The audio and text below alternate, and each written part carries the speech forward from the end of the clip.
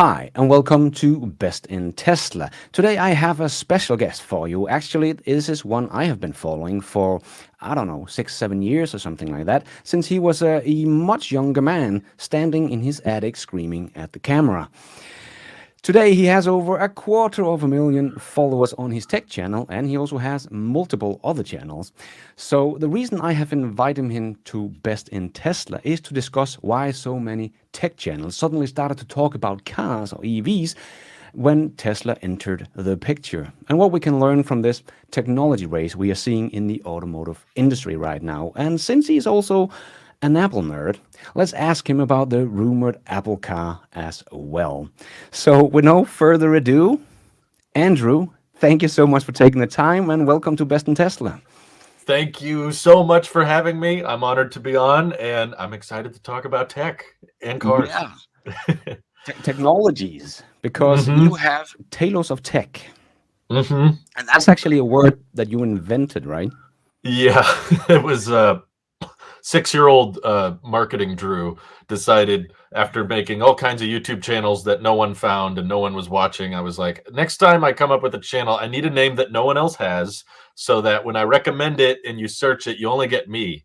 Because I had channels before that and they were just generic, random names. And when you would search it, you couldn't even find the channel. So I had a made up name from the beginning and it just kind of stuck around. And now I feel like I'm buried too deep to change it at this point. So it's still Yeah, here. because you have multiple channels. You don't just have Talos of Tech, you also have Talos of EVs, as we're going to talk about Yes. today, but you have hmm multiple other channels.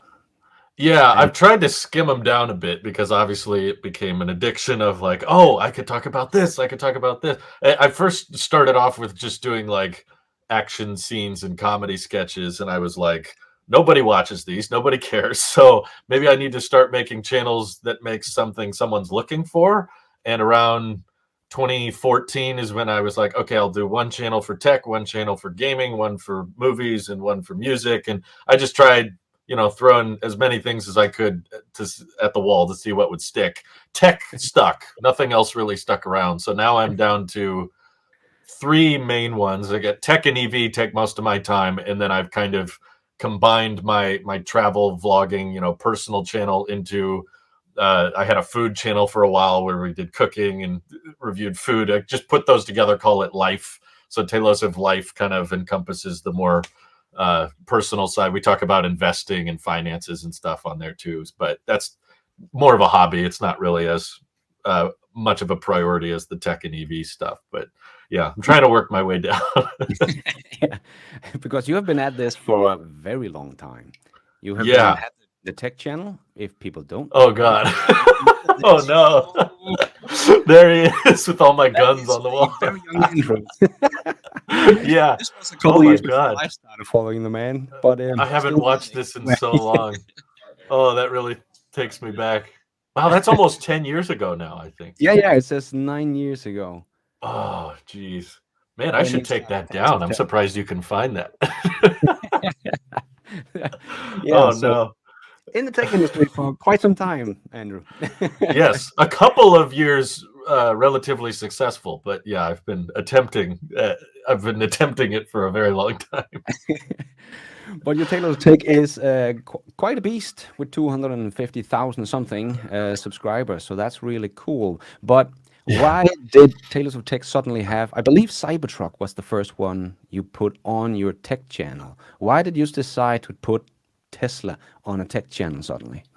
Yeah, I think it went back honestly a lot further than that. I remember my friends, I was always interested in electric cars. Not so much for the battery itself, more so I hate gas. I hate the combustion engine, and I've always just lived with it. And from a young age, once I found out, oh, there are these hybrid cars, and under a certain speed, they don't even need the combustion engine. I was like, what? That's cool. And then when I got older, I was like, wait, there's some cars that don't even need sometimes to tap into a combustion engine, and that always interested me. But I was a kid, I was young, so the idea of being able to afford a Model S at the time, that was pretty much the only all electric car I was interested in. I was like, well, that's just dream car. It's no different than how most people would look at a Bugatti or a Lamborghini. It's like aspirational, but it's so out there, it's never achievable. But my friends from our tech podcast once rented a Model 3 and let me ride around in it. And that's when I really started to get way more interested on like, okay, wait a second. This is actually disruptive,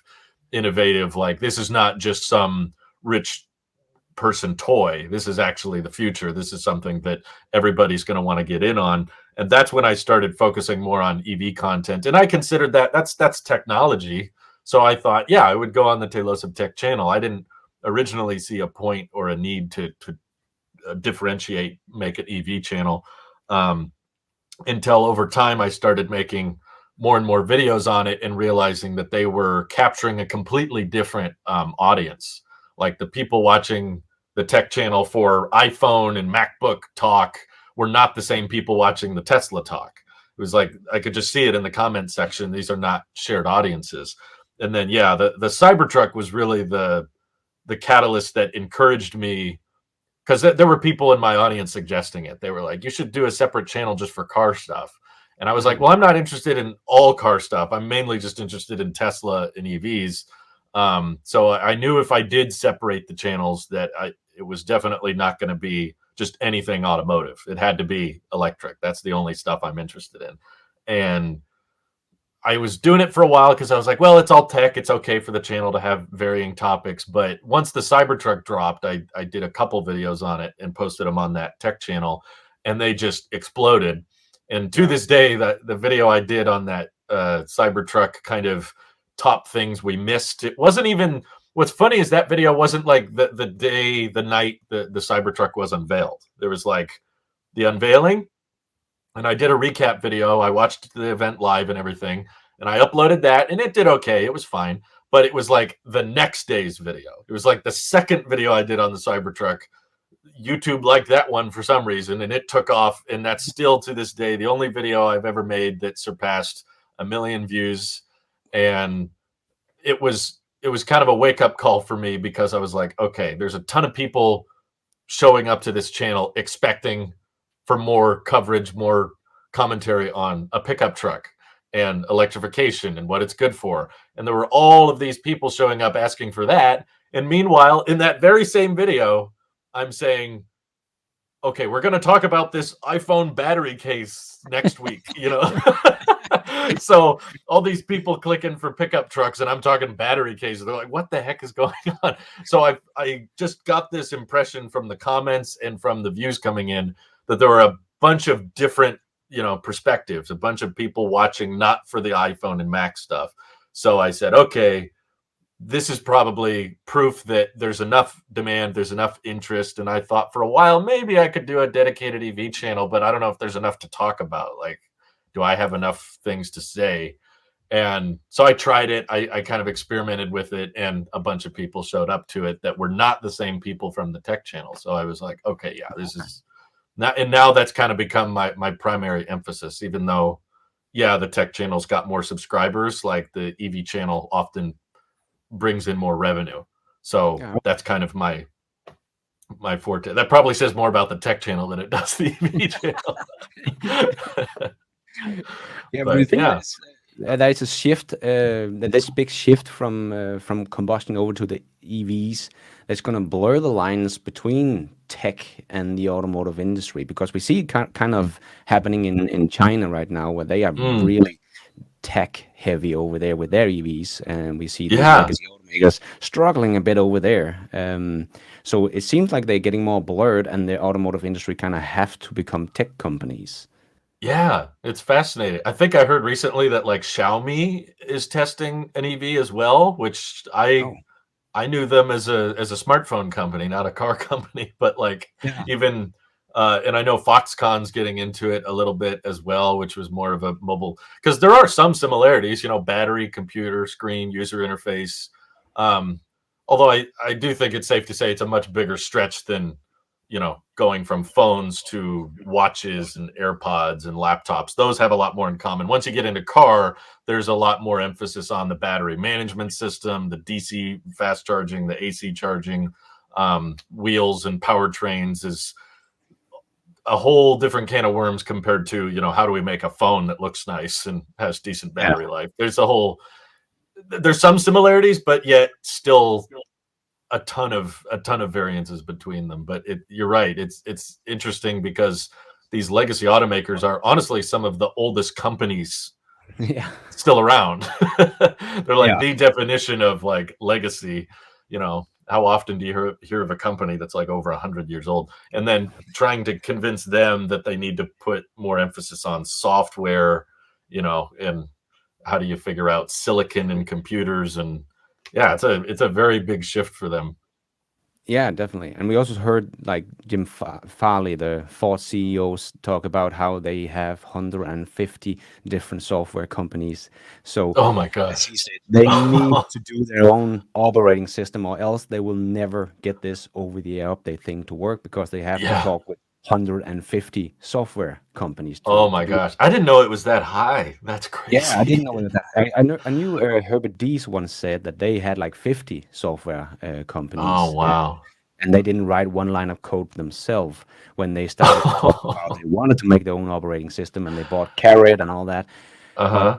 Jim Farley was just out this year saying they have 150 software companies, Yikes. and they don't What a even mess. only they don't own the software, so they have to ask Bosch or whoever it is to permission to change in their software. We would like this if Oh you man. allow that. So, like he Ah, said, they have to create a whole new in-house software to operating system to make this work as well as Tesla. definitely. They're in a So really tough position, honestly. Like not yeah, only with the software, but also like the dealer network. There's certain yeah, laws they can't get around with that the startups don't have to abide by because they're new. There's all this like legacy law applied because they've been around so long. I don't envy them. I would not want to run their company right now. It sounds really hard. yeah, definitely. Yeah, we can even see like the first half of 23 here. Rivian has almost sold as many EVs as Volkswagen have in the US, where Really? you're situated. Wow. Yeah, I just heard that today. So it's like, what? I didn't That's realize it actually was that much. yeah, or that little from. Yeah, yeah, right. Well, it's all a race for second place, right? Everyone's desperately trying to see who can be second, which Yeah, says a definitely. lot about the community. I remember Yeah, seeing media companies show like charts and of like EV market share, and they explicitly leave out Tesla to yeah, make the chart more interesting. Like yeah, they yeah. try to show, here's all of Look, the non-Tesla EV market. yeah, exactly. But what do you think of is the core technology innovations that has set Tesla apart from the other automakers? What would you say is like the core technology that really has set Tesla on some other level that the other have? Oh, there's so many to choose from. I mean, there's the gigacastings, there's the uh, supercharger network. I feel like personally, when people ask me what their biggest advantage is, that's what I choose. That maybe that's shifting as it's opening now more and more in Yeah, the US and in Europe, but at least uh, even then, if you think about how massive the charger network is and how in the US, how terrible all the other charging networks are, like they're just not reliable. There's not as many of them and they're poorly placed and just inherently more confusing. Like people just don't get them and they're not well optimized. So like a lot of people will put up with crappy build quality or crappy interior design or missing out something or a boring design. They'll put up with all of that if they can get the supercharger network. So yeah, that's kind of, in my opinion, one of the most core, like fundamental. They got that right from the beginning, and that was really smart. And even all the legacy automakers don't seem to be trying that much in terms of the charging infrastructure. But I do see that changing now as they're going to be opening up. But even then, it's like nothing could really threaten them because even if someone did surpass Tesla in manufacturing, they would all be reliant on the supercharger network. So Tesla kind of gets your money one way or the other.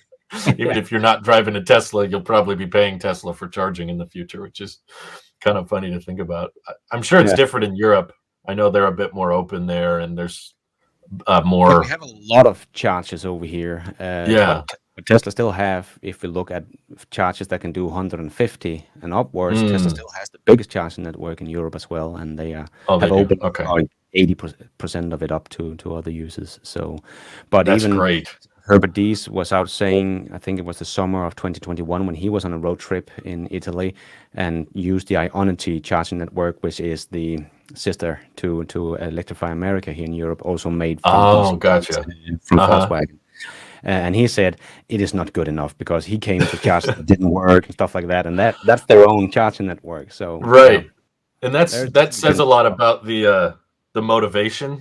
It's like yeah one was a settlement and yeah one was a we need this to work so that people want to buy and use our product. You know, like Electrify America, at least, they are incentivized basically to not have working chargers because they lose money on the charging. They just get paid. They just hit their quota by deploying stations. Whether or not those stations work doesn't really matter to them. That's not the point. So that when a company's not motivated to have reliable, consistent charging, that's definitely a problem, which is why I still wish more companies were like Tesla or Rivian. Rivian's at least building out their own network. I yeah think there's always, even with open standards and open connectors, I think there will always be an advantage to an automaker building out their own. You're always going to have some kind of first party, like the charger is optimized for your charge port location. It's optimized for the speed. You know, like Tesla, I believe, even in the US, ramps up past the rated amperage and wattage on a lot of their chargers and connectors because they know, well, this is probably going to be an 80 to 100 kilowatt hour pack. So even if it goes a little bit faster than it's rated, it's not going to stay there for very long. So we're okay with that. And just because there's only 3 or 4 different battery packs they have to optimize for, they can kind of overrate them sometimes. Whereas I'm sure once they open it to everybody else, it probably won't. It'll probably cap at 150, which means the Teslas are still going to charge faster. We've already seen them offer Teslas lower price per kilowatt hour as well, yeah um, than the non-Teslas. So I just think in terms of like core fundamentals, manufacturing is probably the next biggest one. They're willing to listen to people like Sandy Monroe on how to reduce parts, reduce complexity. Um, and a lot of that comes down to mindset, like being open-minded about how are we wrong, be less wrong, how can we uh, do something drastically different, like the Cybertruck, which doesn't look like anything else, but that probably unlocks all these new manufacturing advantages. But to me, the charging network is still going to be like a permanent advantage because I can't see anybody surpassing it because yeah Tesla's growing it so quickly and there's so many already. And now the US is all pushing towards NACS. I'm like, yeah no one else is going to be able to, even if you had infinite money, even if you had $1 trillion, like the paperwork, the yeah permits to build those out, it's just not possible to surpass. So that's probably my number one. yeah definitely. And also Tesla has solve many of the things by making the app that you just use Yes, the app. So their stalls are much more simpler than everybody else and cost like a fifth of everybody else's right. You can charging. tell just by looking at them too. I mean, Yeah, they're yeah, reliable, but you go up to it and I'm like, there's not much to this. It's just kind of this little plastic encasing. Whereas you go to an EA station or even a charge point or whatever, they got these big screens and they got Windows PCs back there powering it and yes. all these buttons and Chatamo and CCS on the same thing. It's like, yeah, you don't have to be an expert to know this costs way more than a supercharger for sure. There's so Yeah. much to it. Yeah, and I really think like Tesla has created like the smartphone on wheels, where Mhm. many of the legacy automakers might have created just an electric car. Where like Right. you mentioned Sandy Monroe, like he tried out the Q4 e-tron, and he said if you like the ID4 but want to spend a lot more money, buy the Audi. And he was very disappointed with the car Yeah, because it was felt like an ICE vehicle with just an electric powertrain and not right. have great software. So I still Mhm. think like Tesla software is also like a core technology That's true. that Tesla is holding that many of the legacy automakers are struggling to keep up with. You're right, yeah. It definitely, to me, feels like they stole the iPhone moment from Apple. You know, how they had that moment of here's multi-touch and here's how we think a smartphone should be, and that kinda changed the whole landscape. I feel like Tesla stole that moment from Apple. If Apple were to make an electric car, it probably wouldn't be that different from a Tesla. You know, just big Yeah. emphasis on screen, very little buttons, dials, and even the UI. You see all kinds of similarities between iOS and the Teslas, like the buttons and the search commands. And I know a ton of people that still consider the screen in the Tesla any kind of big multi-touch screen. They just call it, there's an iPad in there. Oh, there's an iPad strapped to the dash. It's just, that's quicker and easier to say than large touchscreen or tablet or whatever. People just say, oh yeah, there's an iPad in there. Yeah, That's yeah, how you control it. yeah, exactly. But now you mentioned the Apple car, Mm, because I don't follow Apple as much as I follow Tesla. So, are there sure. any leaks, rumors about this Apple car? Are we going to see an Apple car? Do you think that, or is it dead already? Yeah, I wish I had exciting insider sources, but I think it's one of those things that's perpetually being worked on, but could very easily never be seen. I Mm. remember being in college and reading about the Bloomberg report, I think, that dropped this Project Titan was the code word. That's still referred to these days. But I remember that the first news article where that dropped, and I think Oh, that was like 2014 or okay. 2015. It was a Yeah. long time ago. I remember first reading Apple's working on a car. And I mean, it was kind of an open secret. Elon mentioned it in Yeah. interviews. He was like, yeah, that competition will be more direct, and they're poaching employees from us. So there's only so many secrets you can keep when you start hiring, EV people or automotive people and try to get them on board. So I think there's definitely something being worked on, but Apple, from following their leaks and their rumors on my channel for years, there's a ton of things that they work on that never see the light of day. They like moonshot projects where it's like, maybe if we come up with some miraculous alien technology that no one else has, then we'll enter the market with it. But that doesn't mean they will. Like Apple doesn't mind being late to things, clearly. They'll not be first to most technologies, I'd say. I can't think of really anything they were first to. Everything they kind of just incremented on and implemented in different ways than what the competition did, but they try to get it right, they try to get Yeah. it best. But the bigger problem I think with EVs is, even cars in general are just not a very profit margin heavy business. Yeah. These legacy automakers that are retrofitting their gas cars into EVs are doing that out of like, they don't have, they weren't super profitable in the first place. So Yeah. they're still looking for the most cost cutting, most cost effective way to transition.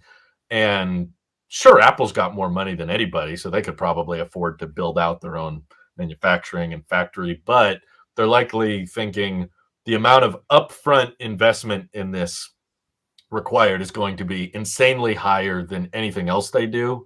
Yeah. Working on, they're getting into the headset space with the Vision Pro or getting into headphones. All of that is pennies because they can outsource all of the manufacturing. Apple's pretty much never been their own in-house manufacturer, which is, in my opinion, what you need to be in order to have a profitable EV business. Like you need to be able to vertically integrate that manufacturing, which is not in Apple's nature. They're more of a design. We just focus on how it looks, how it behaves. They'll design chips and stuff, but they'll still outsource. Okay, TSMC, you build the chip, or Foxconn, you build the iPhone. They buy all their displays from Samsung, LG, BOE. So they're very much a design emphasis first, whereas Tesla wants to do everything themselves, and I think that's why they can get the margins they have. So it's like, could they? Yes, but I don't think it'll be with current leadership. Basically, it would Okay. take a very different person in charge to oversee. I'm sure they've got designs and battery packs and stuff they're working on and toying with, but um, someone like a CEO or whatever has to eventually have a vision for it, walk in the room and say, "Yep, okay, we're going to mass produce this." And because it's such a lucrative, like expensive business to get into without much promise of profitability, my guess is they would rather partner with someone else. I don't Yeah. think they would want to do it all alone. I think they're probably just going to be more interested in CarPlay partnerships with Hyundai or Porsche or whatever. For a long time, I thought Lucid, I think, definitely wants to be bought by Apple. I Yeah. think they're gunning for it. They always, it comes up in earnings calls for them, and I've seen Lucid events, and they always are trying to emulate that Apple marketing style. They're always like, "Oh, we wouldn't mind. We'd be open to that." I don't think Apple wants to, but Lucid's always toying around with it. Yeah. That'd be interesting if they did. Yeah, they could like because the legacy automakers are in kind of a trouble way to Yeah, get to profitability and get rid of the ICE business and all that stuff. So there are right. probably going to be some cheap automotive companies available in 3 or Yeah, 5 years. that's right. Maybe they're waiting around and Yeah, see how buy low they get. buy one of those. But we're But gonna wait till you're worth $1 billion and then buy you out. so Master Right. is going to be cheap in a couple of Yeah. years. Yeah, All that right. would be So, interesting. but do you think that Apple they seem to be working on something big for software for the cars with Mhm. their Apple, the next generation Apple CarPlay? Right. Yeah. Do you think they're going to be a huge player in the software in the automotive industry in like a couple of years or end of I decade or think something like that? I think so. I mean, I was a little disappointed at their last big developer conference. That's when they unveil all their new software and everything. There was almost no talk about CarPlay, which Mm, is funny because the year before they had a huge section where they unveiled that whole next generation CarPlay thing where it takes over everything, the speedometer and the AC controls. And they were just pitching the idea of Apple having complete control over the OS, not just little media controls like we have now. And yeah. I do think that, I mean, they have studies claiming that 80% of people will only consider a car if it has CarPlay or something like that. Like, I don't know where they're getting that from because Teslas are selling really well and they don't have CarPlay. But Yeah. still, like, I think uh, Ben Solons or someone said it pretty well, in my opinion, which is that like our phones kind of run our lives, like how much time we spend on them, all our calendar events, our texts, and it's just kind of natural that people are going to want an extension of that experience of that ecosystem when they get in their vehicle. Whether or not Apple makes the vehicle, Apple's going to want to have a major impact on that, but I think it'll be kind of a pushback though, because you got companies like Tesla that still seem to be uninterested in adopting CarPlay because it's going to complicate the UI a little bit too much, or how can they, precondition battery pack and have full self-driving visualizations. There's a lot of things that wouldn't necessarily mesh all that well.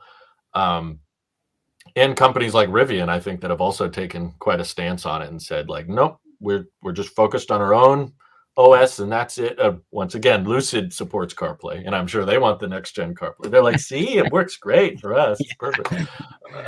But yeah, I think it will be uh, increasingly, if Apple gets more and more serious about it and can partner with the right brands, I do think that it could end up being a very important feature for a lot of people as maybe the charging debates go away, hopefully in the future. I hope that's not a forever thing. Like, well, I bought this one because of the charging network. It's like, okay, if we're all on the same standard, everybody can charge at every charger, then what? Now what do you spec EVs for? Range, luxury, features, and CarPlay, I think, is going to be a big one. I've seen on like Tesla forums and stuff, I think that's one of the most top requested features. So And to get CarPlay.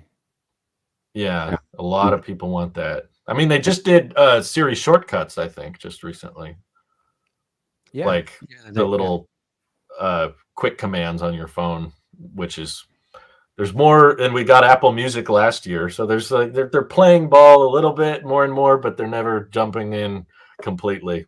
I don't know Yeah. how it would work. I'm still trying to visualize CarPlay on the Tesla, and it doesn't Yeah. feel right. And Do you want it?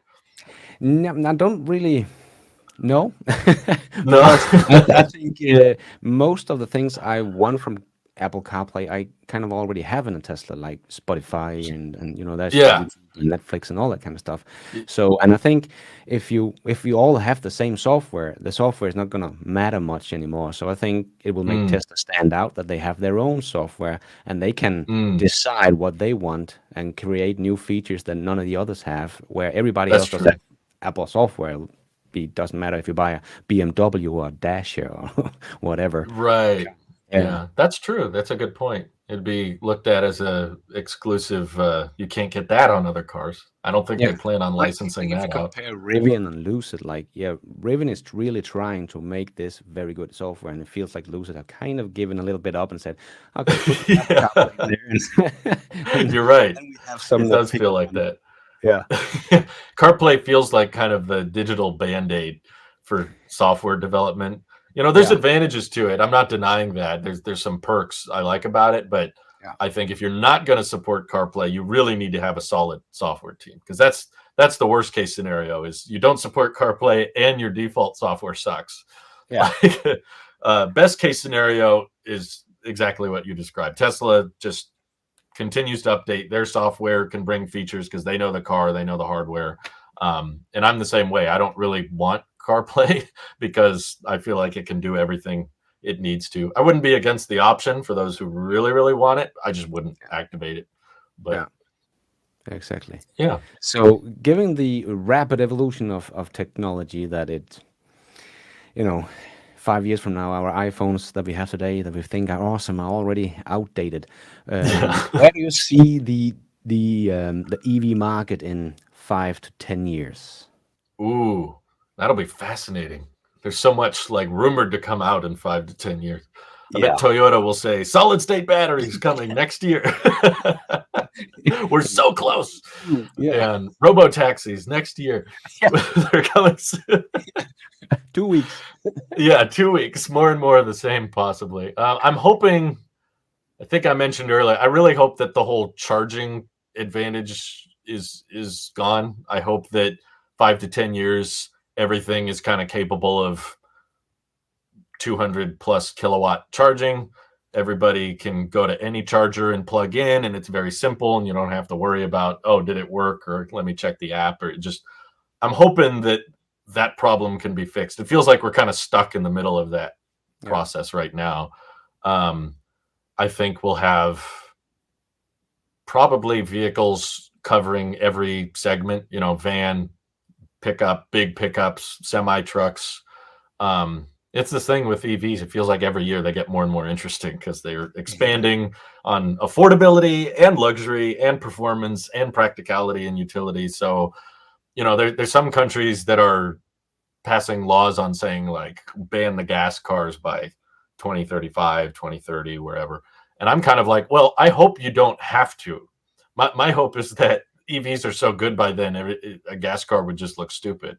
That's Yeah. that's kind of my hope, is it would just feel ridiculous that the law wouldn't be necessary. Yeah. With high voltage just coming on the market right now, I think getting 800 volt, 1000 volt should enable much quicker charging. And hopefully, with more chargers put out, more people feel comfortable towing great distances. And yeah, I guess it'll be very, very interesting. Far more interesting than the smartphone market in the next 5 to 10 years. That's for sure. Yeah. So there is also the kind of a battle going on right now, I think, between luxury and technology in the EV Mm, market space, where we have someone like Mercedes and BMW still having their luxury vehicles with massaging sheets and yeah. diamond buttons and stiff leather and all that kind of stuff. Yeah. Where people don't look at Tesla as a luxury brand because they're. Right. I can agree to that. They're like a premium brand, but I won't call them Sure. luxury vehicles inside. Maybe their S and X is a bit more luxurious, but Yeah. Yeah.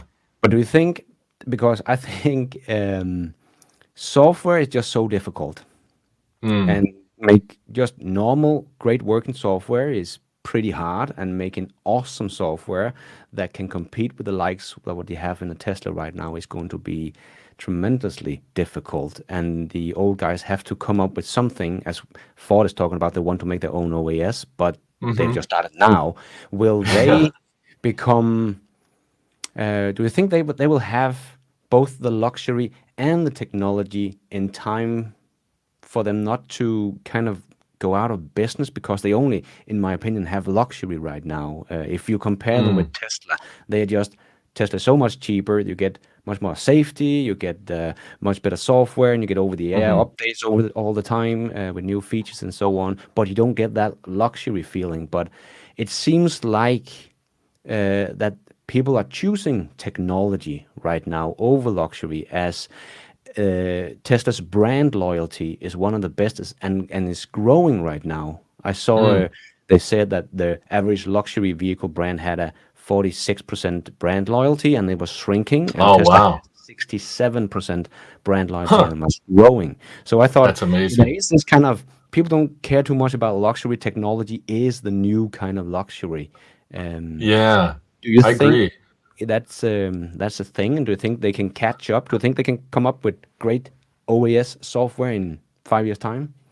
Yeah, man, that's a great question. It's tricky because a lot of those luxury brands tend to have a lot of legacy leadership, like old fashioned way of doing things. You hear that come up a lot when people complain about Tesla. It's like, well, this company's been around for 90, 100 years. They know how to build a car. You know, they've been doing this for a while. And I hear that come up when they have buttons and dials for everything and control switches. It's like, yeah, that's how it's been. That's how it's gonna be. So when you have that mindset in charge, it's pretty difficult to get those people on board with, okay, you need to, like, I don't know, multiply your software budget by 10 or 15. You need to hire way more software engineers, figure out how to do over the air updates, and you're going to routinely improve the software. And you got to put a bigger emphasis on the screen, make it bigger, make it more responsive. I was just watching videos on the Rimac Navara the other day, and everyone was saying, you know, amazing car, software sucks. Like the software is horrible. $2.5 million car, you get like crappy, I don't know, $200 Android tablet style OS.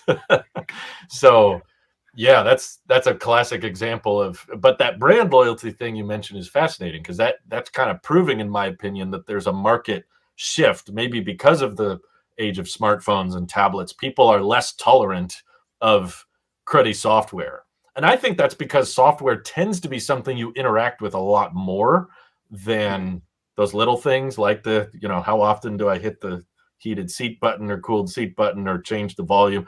More often I'm plugging in navigation or checking, I don't know, energy consumption or settings on the car. So if that's not good, because people are on their phone so much, they're like, no, this isn't going to work. I'm not happy in this car. Because if that's how, you know, like you said, the Lucid has had such a notoriously bad software experience for so many people. I heard up until just a couple weeks ago, they didn't have auto brightness. Did you hear that? Oh, Like no. the car didn't dim when it was dark and get bright when it was Oh, that kind of thing would deal what? breaker, you know? Like I would $150,000 car and you get inside at night and it's all just like full brightness. I'd be like, nope, nope, this is not luxury, you know? So it feels like Tesla's figured out, at least for the masses, that for most people, it's not those material choices because that's something that you kind of ignore and forget about. It's Mm. something you pay attention to when you review a car and you just sit in it for maybe the first couple of days. You're checking, okay, what's this made of? What's this made of? But once you're driving it, you know, every day or once a week or whatever, that's when you start picking up on every little software annoyance and you're not so much focused on what's the door trim made of, you know, or is this button made of diamonds, like you said. Yeah. um, that's interesting though. I'm hearing more people say what you just said. It's like there's premium and there's luxury. Those aren't the Yeah. same thing. Yeah. Yeah. And I get that from Tesla because I do think there's a greater chance of those luxury car companies like Mercedes getting better at software than there is Tesla getting better at luxury. Yeah. I don't, especially with the demand for the Model S and X right now. You know, they just launched the standard range options that are software locked and they're cutting prices, and there still seem to be a lot in inventory. I'm like, yeah, I don't think Tesla's going to enter the true luxury space and start No. making these beautiful high quality materials. If anything, a lot of people are speculating right now, will Tesla scrap, you know, the Model Yeah. X at least, or maybe the Model X and the S, and just focus more on 3 and Y and the next gen vehicle, you know, the cheaper one, the 25K one. Um, I really don't see a scenario, at least in the next 5 or 10 years, where Tesla starts focusing on all those materials and having the best build quality. Even if they come out with the Roadster next year, I bet it will have cheap, kind of basic cosmetic stuff like they'll be like, well, that stuff's not important. We put it into the pack, and it's not a $2 million car. It's just 200,000, right? Not a big Yeah. deal. So You get a screen and a steering wheel. That's it. yeah, you're still gonna have that all mesh fabric and vegan leather and all the basics. Yeah, But yeah, I don't know if the Mercedes and the other luxury companies can truly match the software, but I do think that would their best bet is probably going to be partnering with a company like Apple. I think Porsche and Apple have already kind of done some exclusives. I heard Porsche started implementing some new CarPlay features that no one else has had access to or something. I okay. know Porsche was the first to incorporate Apple Music natively. I think I believe that was the first company. So they're probably going to realize that that's cheaper than hiring their own software team. So it's kind of the digital band-aid. That's going to be a lot of work. Let's just let Apple do it. You know, Apple doesn't want to make their own cars. Legacy automakers don't want to make their own software. Yeah. Perfect marriage, you know, like they need each Yeah. other. That's what I could see happening. I doubt those big companies will just actually have a software team as big as Tesla's. Yeah, and also if we think that the EV adoption is happening as fast as many people are speculating about, especially in China, we're actually seeing them having quite the trouble there, even selling their EVs. Volkswagen was meant to sell, they had a target of 150,000 2 years ago, and they're probably not even going to hit that this year in Oh, geez. China. Wow. So I didn't yeah, hear that. no. So I think Is China like a price war, or is it more of a luxury problem? I think it's a price war, and I think it's Okay. a software problem. It's not a they like a luxury, but they're much more tax savvy people. They Okay. want some technology and fun Huh. stuff, and so there was a great story from one that had one of these pop-up stalls in a mall where they had a Volkswagen just in front of a Tesla shop, and they were in there and they tested out the car and saw they had automotive, had full self driving and the Oh, front yeah. and everything. And then they went out to saw the ID3, and no, we don't have a front, and no, we don't have drivers. It's just like, why should I buy this car? Right. And then they have all these Yeah. Neo and Xpeng and all these come BYD, and they're coming out with great software in their vehicles natively. And yeah, That's fascinating. yeah, I really think they have a problem in China, and I think it's going to be tougher for them to create great software in the next 5 years. And I think in 5 years' time, China is going to be pretty much like Norway is today, with 80% is going to be BEVs. And yeah, I think China is really trying to push out the old automakers because they don't have the software to entice people with their products. Yeah. Yeah, that's fascinating how much the market demands have changed over time. Yeah, yeah, I really think like the EV segment is becoming a technology It really play. has. Pretty much. Yeah. Yeah.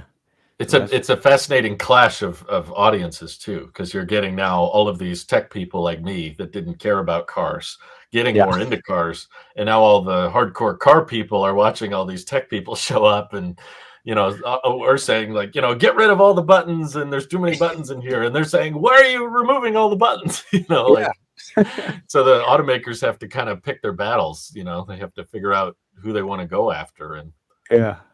I feel like It's like watching Microsoft's old CEO talking about the iPhone when it came out, and everybody down like $600 for a yeah. phone. And it doesn't have a keyboard, so it doesn't compare to business customers. Like, wow, that Yes. aged poorly. Yeah, we quote him on our podcast all the time. We was fully subsidized. Yeah, that was awesome time in history. Yeah, so you cover both Tesla and Apple, and I think there is many similarities between these two companies. They both had, back with Steve Jobs and Elon Musk, two very controversial leaders, and they have had some technology breakthroughs. And like we just talked about, Apple came out with the iPhone, and everybody thought it would flop, and Right. nobody would buy such an expensive phone. And today, here we are, and they have like 80% of the profits of all the smartphones, or something like that. Right. And Yeah. Tesla is the same way. People thought they would go bankrupt, and the Model Y was vaporware, and here we are, and it's the best selling car in the world. But Right. Yeah. there's also talk about, and Elon has said he thinks that Tesla will become bigger than Apple and some of the other big companies out there combined, Hmm. because they also entering now with full self-driving, really big business if they gonna solve that in Yeah. 2 weeks time, Yeah. and and then we have the AI and robotics game that they are entering. But do you Mm. think Apple have any counter moves against AI and robotics? Are they gonna stay out of that, or is okay? We couldn't take the car. Let's do a robot instead. Or Yeah. do you think Tesla's gonna become this behemoth of a company than some people think? Yeah, to me, it feels like they play everything so safe now. Like they're too Yeah, yeah, afraid to do anything that's very out of the ordinary. They always want to just increment and slightly tweak what they've already got. Here's a new iPhone color. We tweak the camera a little bit and we raise the price. Here you go. And, we tweak the MacBook a little bit. Everything's like a tweak. yeah, And there doesn't seem to be a lot of, very rarely do they just enter a brand new market. They're kind of doing it with the headset space, but that's not really the same thing as what Tesla's going after. Um, so I don't think, at least like I said, under current leadership, as long as Tim Cook is CEO, I don't see any drastic changes in direction. They never seem to care about Siri. Every year, everyone's like, Siri sucks. And then they're like, okay, well, this year we did nothing. So yeah. moving on. He still sucks. Right. So, I mean, he's talked about it a lot. I saw some interview with Tim Cook, and he said like he uses Chat GPT on his phone, and he experiments with it, and they're hiring for it and exploring the potentials. But I think Tim is, I mean, in many ways, he's a genius of moving inventory. If you know what he did before he became CEO, he was very much a supply chain guy. Steve Jobs would come up with these crazy designs, crazy computers that no one had ever mass produced before, and basically throw these designs at Tim, and Tim would have to figure out, how do we build this? How do we scale this? So that's why Tim and Steve got along pretty well, because Steve was the visionary and Tim was the executor. Tim Yeah, could get it done. Um, but now you have an executor running the company, not so much a visionary, which is why I don't think there's as much as many people would say like innovation. There's a lot of tweaking and there's a lot of I still think there's some cool stuff they do, but it's not like as drastic as you would say as like the Tesla bot or but I definitely think one difference with Elon and Steve is like Elon feels a lot less of a marketing guy. He's more of a engineer first and foremost. But one downside of that is I feel like they often start showing things or start selling things before they're ready. And yeah, Apple, I guess, wasn't as likely to do that. Typically, if Steve Jobs was going to show something off, it was when they have supply chains ready and okay, we're going to start selling this in the next couple months or year or whatever. And I don't know, just seeing Elon promise so much with FSD over the years and okay, 2 weeks next year, next year, next year. It gets to the point of like, okay, I'm sure you've got big ideas, and you're like, oh, once we do that, that can allow this, and once we figure that out, so that they're just really big on the ideas, and that's good. If you shoot for the stars, maybe land on the moon, that's still cool. You landed on the moon, but I don't think. Basically, I think Apple's too big. They've gotten so big they can't. I think Elon is great at running startups. Like he's a mm, really good, all right, the odds are against me. We're going into this new field. No one's really tried this before. No one's really done this. No one thinks it's going to work. He's good at that. Like, let's tackle a really difficult problem, figure out first principles. I don't think someone like him is wired or has the mindset of like, let's sustain what we have. Basically, if he's not trying to drastically redefine what Tesla is as a company, then he doesn't want to work there. yeah, Like, if you probably told him that Tesla's just going to be mostly a car company, with great software, great charging and everything, but we're going to focus on just delivering vehicles to customers, he'd be yeah, like, I'm done. I can't Yeah. stand this. Like, no, he has to turn it into a startup to be interested in it. So he has to turn it into, okay, we're not really a car business. We're going to be a robotaxi, and then we're going to be a robotics and AI company, and then no one's going to own cars. All the cars drive themselves, and then all the robots replace all the jobs, and just crazy aspirational things that everybody says that's not going to work. That's not possible. That's where he thrives. Whereas Apple, multi-trillion-dollar brand, hundreds upon millions of sales. They've got, I think, over 1 billion active users now, like Apple IDs. When you're that big, you've got a huge board. You've got a ton of shareholders that are all expecting dividends, and everything just has to be very safe and very calculated. And that's why they probably haven't entered the vehicle market, is because they know that would be a big shift in direction, and that would make the board nervous about profit margins. And it's very, like, if you just read Elon's book, I'm sure you have it, his origins and stuff, like someone who decides, I'm going to make a rocket company and an electric car company, and that may not work, and he may lose all of it. That's not the kind of guy that's interested in, okay, how do I like sustain our income? How do I sustain what I have? He's just like, let me try whatever, and let's see what sticks. That's just his mindset. So I think that the core philosophies of both companies are kind of different in that way. There's some overlap between design and ideas of, and sustainability and minimalism, and how to make software clean and user friendly. But ultimately, like, Tesla's mission statement is accelerate the transition, and Apple's is just like make helpful stuff, make helpful products or something like that. And they have sustainability goals alongside that. But yeah, basically it's my long way of saying I don't think Apple will make a robot. That'd be cool though. So Tesla has a shot of becoming bigger than Apple then. Oh yeah. Well, I should preface, I think they'll be bigger than Apple without the robot or without robo-taxis. I think just as an energy company, that's going to be more valuable. Just like that's something I do agree with. Like, I do think Tesla will end up as the most valuable brand, which is why I'm a shareholder of Tesla and not Apple. I think Apple's kind of reached their maximum growth. Now they're just kind of sustaining what they have, kind of like a Pepsi or a Coca-Cola.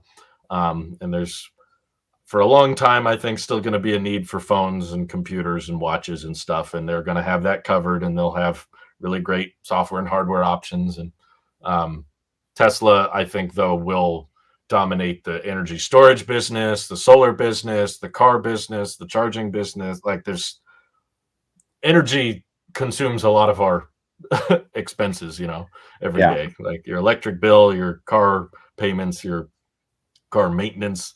And I think that business will surpass Apple in market cap. Yeah. It's kind of cool to think about. Yeah, Elon wanted to make the future exciting, and he sure is. Yeah, I'm very grateful for that. Yeah, definitely. Well, Andrew, I know you're a very busy man with all your 20 channels, so I don't want to keep you too long. But No worries. where can people find you other than YouTube and TAILOSIVE TECH? X, right? Is that what it is now?